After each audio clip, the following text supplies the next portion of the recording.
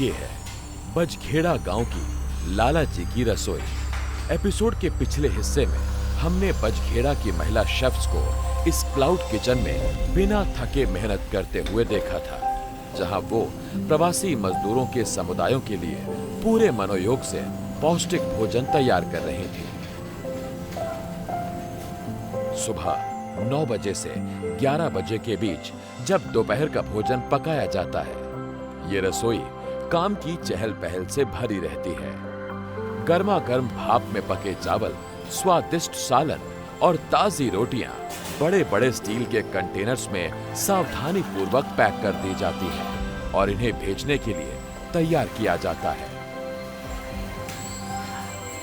आज दोपहर का खाना उन निर्माण स्थलों पर भेजा जा रहा है जहां कई अलग अलग राज्यों से आए मजदूर काम कर रहे हैं। ये मजदूर उत्तर प्रदेश, पश्चिम बंगाल, बिहार, राजस्थान और मध्य प्रदेश के गांव से रोजगार की तलाश में दिल्ली आते हैं। वो कई बार अपने परिवारों के साथ भी यहाँ अपनी आजीविका के लिए आते हैं।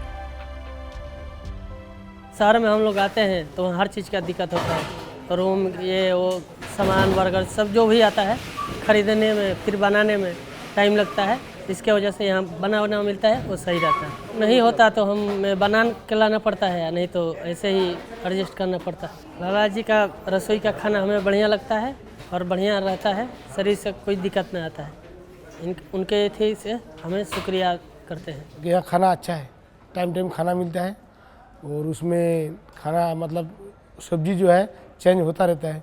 ऐसा नहीं है जो एक ही सब्जी में बार बार खिलाते, ऐसा नहीं है।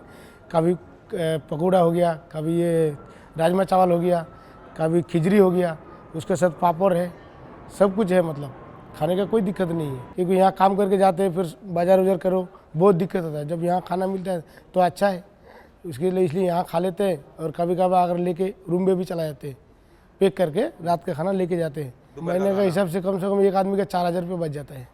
हाँ 4000 रुपये, वही पैसा हम घर पे भेज सकते हैं, अपना बच्चे को मतलब पढ़ा सकते हैं, स्कूल में भेज सकते हैं, फीस दे सकते हैं।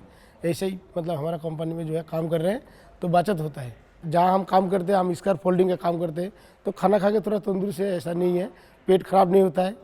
जो खाना खाते हैं साफ खाना खाते हैं। ऐसे हम लोग भी रूम में नहीं बना सकते क्योंकि इसमें सब कुछ मिलता है। लाला जी की रसोई में काम कर रही महिलाओं के लिए ये किचन केवल आर्थिक स्वतंत्रता का एक जरिया नहीं है, बल्कि उनके जीवन को एक नई दिशा और उद्देश्य देने वाला स्थान भी है। इस रसोई के प्रति इन महिलाओं की निष्ठा सिर्फ एक नौकरी से कहीं बढ़कर है।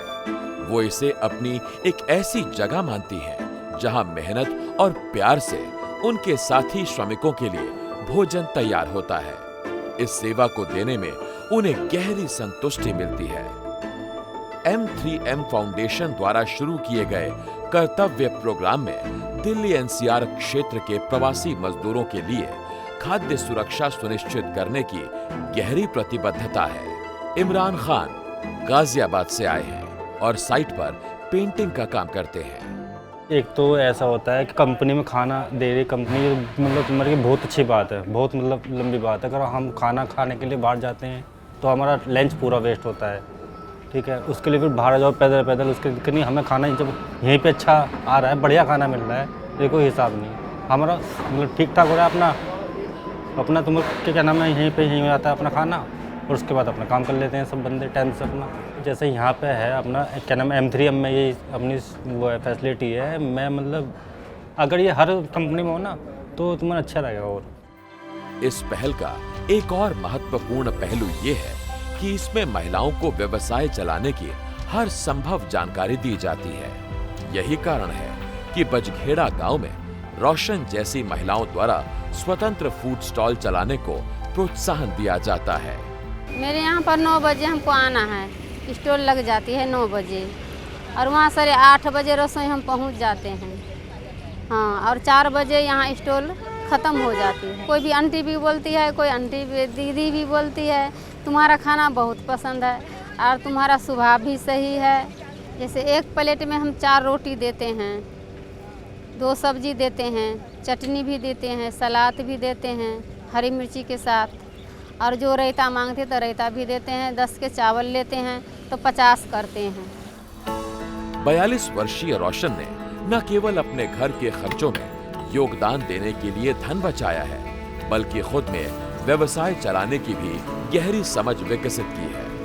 अच्छे बिक्री वाले दिनों और कम ग्राहक संख्या वाले चुनौतीपूर्ण दिनों में धैर्यपूर्वक गुजरने का अनुभव भी रोशन ने हासिल किया है। लाला जी के अपने रसोई से गाड़ी पर आते हैं और लाले जी के गाड़ी से भी आपस भी जाते हैं। लाले जी को ना धन्यवाद बोलेंगे ना, इसी के कंपनी में ना हम काम करते हैं ना, इसी के ना धन्यवाद बोलेंगे। जो ग्राहक यहाँ आते हैं वो अक्सर सफर में होते हैं। उनमें से कोई किसी नजदीकी इमारत का गार्ड तो कभी रास्ते से गुजरने वाले यात्री होते हैं। लेकिन इन स्टॉल पर परोसे जाने वाले स्वादिष्ट और स्वच्छ भोजन ने कई ग्राहकों को नियमित ग्राहक में बदल दिया है। हम मैडम अभी परस में काम कर रहे हैं, परस कंपनी में, ये सामने वाला। इसमें आप 5-6 महीने से है। जिस दिन से टोल से यहाँ लगा है उस दिन से डेली हम यही खाना खाते हैं। और बात हुआ कि हम अकेले बनाने पहले बनाते थे, अभी प्रॉब्लम आ रहे हैं तो खाना मिल जाता है तो ज़रूरी क्या है अपना बनाने का। यही खा लेते हैं, शाम को अपना कहीं पर देख लेते हैं। होटल में जाते हैं तो 70 रुपये लगता है, यहाँ हम 30 रुपये में खा लेते हैं, कोई प्रॉब्लम नहीं आते हैं। आधा पैसा लगता है, अब वही खाना पेट भर के मिल जाता है। ज़रूरी हम लोग का गरीबों का पैसा बच जाए वही ठीक है। खाना यहाँ का अच्छा रहता है, खाना का रेट भी सही है, इससे हम बहुत खुश हैं और हमें यही आशा है कि बराबर रहना चाहिए यहाँ पे। खाना तो यहाँ डेली चेंज होता रहता है, सबसे अच्छी बात तो ये है मैम यहाँ का। विजन ये है कि इन महिलाओं के लिए मजबूत बाजार संपर्क बनाए जाएं, ताकि वो पेशेवर तरीके से भोजन तैयार कर सकें, अपना आत्मविश्वास बढ़ा सकें और भविष्य में अपने खुद के उद्यम शुरू कर सकें। प्रधानमंत्री मोदी का सपना था, लखपति दीदी उन्होंने अभी बात करी है और मुझे ये बताते हुए खुशी हो रही है कि हमारे इस इनिशिएटिव से हमारी लगभग 100 दीदियाँ ऑलरेडी लखपति बन चुकी हैं और आने वाले समय में और भी लखपति बनने जा रही हैं।